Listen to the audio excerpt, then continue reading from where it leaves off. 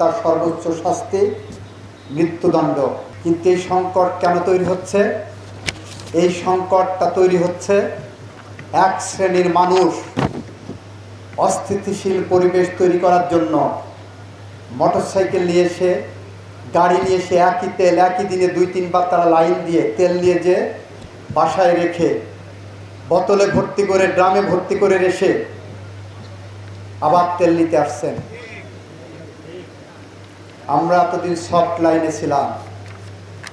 আমরা বলেছি 1974 সালের বিশেষ ক্ষমতা আইনে কালোবাজারি এবং মজুতদারির বিরুদ্ধে সেকশন 25-এর যে শাস্তির বিধান করা হয়েছে, প্রয়োজন বোধে সেই শাস্তি আমরা প্রয়োগ করব। তার সর্বোচ্চ শাস্তি মৃত্যুদণ্ড।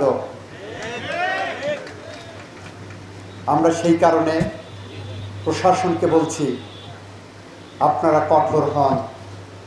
আমরা আপনাদেরকে সাথে অতন্দ্র প্রহরীর মতো আমার সংগঠনের নেতাকর্মীরা থাকবেন।